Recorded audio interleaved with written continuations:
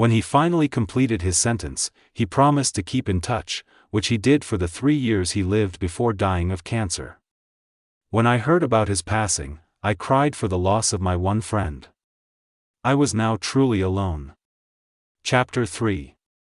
My next cellmate set me on a path that gave at least a sliver of meaning to my time as an inmate.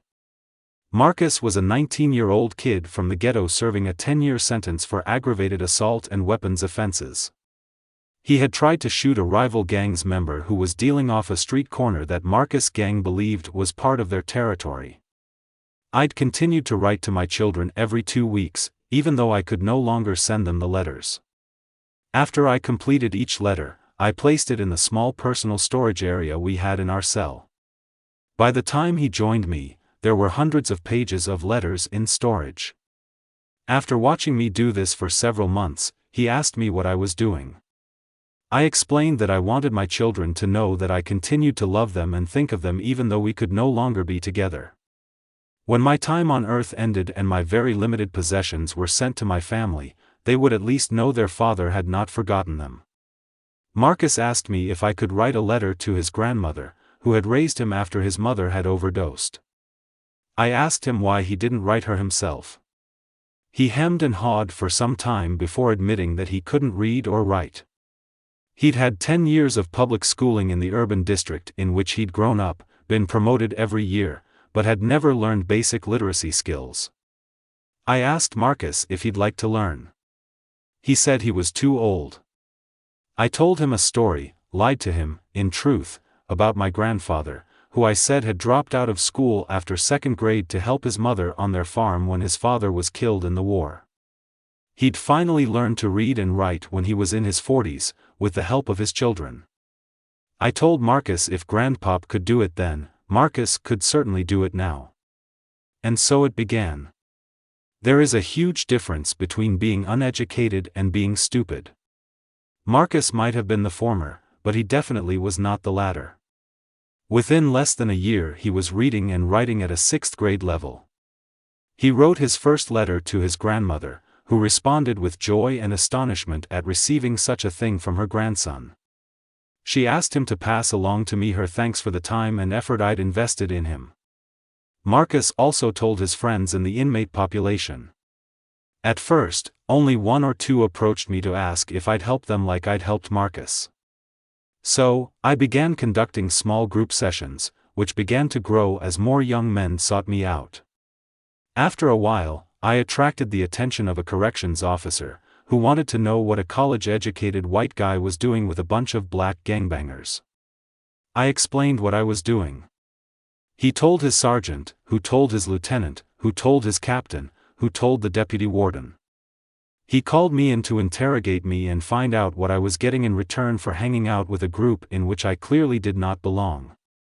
I told him that I was finding a way to pass the time I had left doing something worthwhile.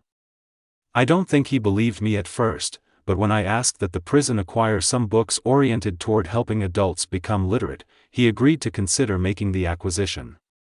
I also attracted the attention of the leaders of the gangs representing all 3 major ethnic groups in the prison.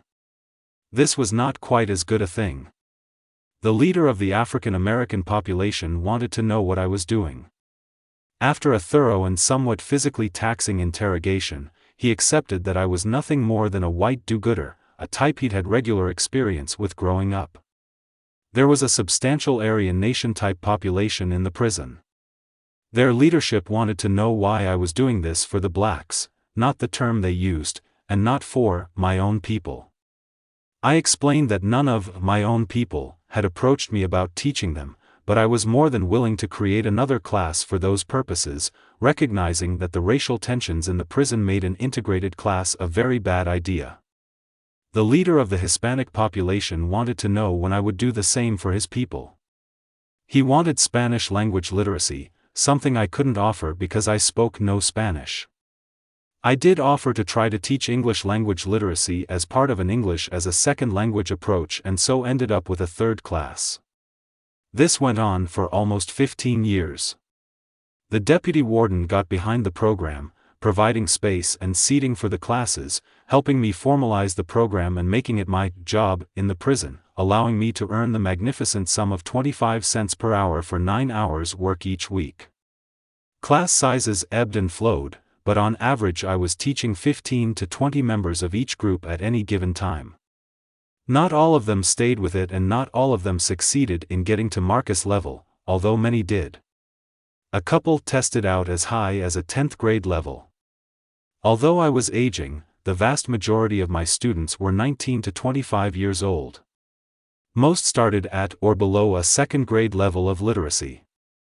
The prison got some positive press for the program and the legislature even funded an expansion into other prisons in the state prison system. Although I still had no future, and now at least had a purpose, and that alone made my life a bit more bearable, if not happy. Chapter 4. I was more than 20 years into my sentence when a combination of fortuitous events occurred and upended everything, leading to my exoneration and release. The first event was the crash of a small private jet on its way from Teterboro Airport in New Jersey to Hilton Head. The jet had been leased to fly a group of hyper-wealthy New Yorkers to a golf outing. Among the 6 passengers on the plane was a 40-something trust fund leech, the last twig in the family trees of 2 long-established and incredibly wealthy New England families.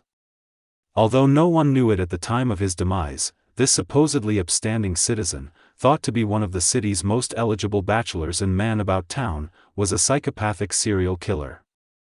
His victims, among others, included the 2 young women for whose murder I'd been convicted.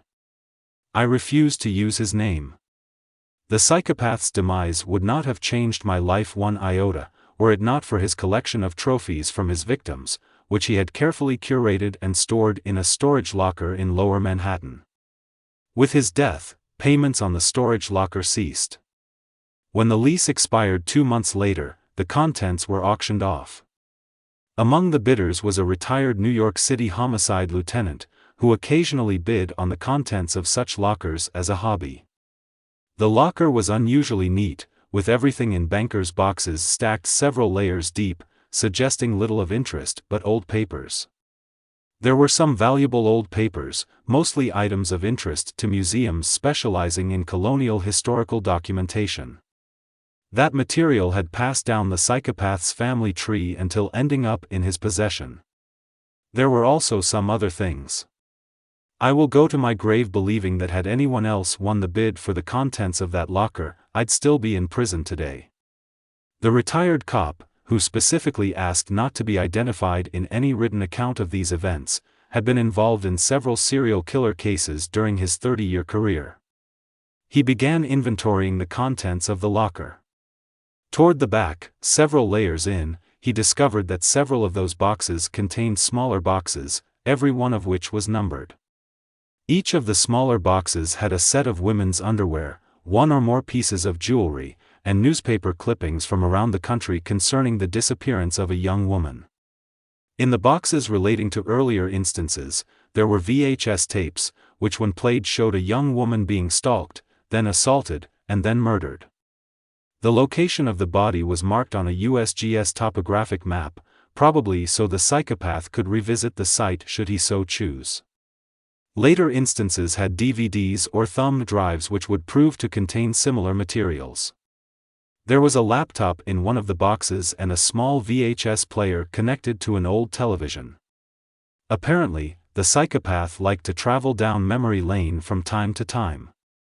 The detective watched a portion of the first tape, then threw up in the hallway of the storage facility. He never looked at any of the other recordings. Each box also had a narrative written in longhand, describing what had happened, identifying how things might have been improved for the next time, and detailing how the psychopath felt after his experience. In one of the boxes there was a plan, describing the psychopath's intent to abduct 1 woman in each state in the Union.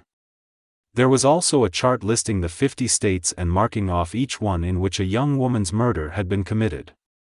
There were 16 states marked off, one of which contained 2 check marks rather than just 1.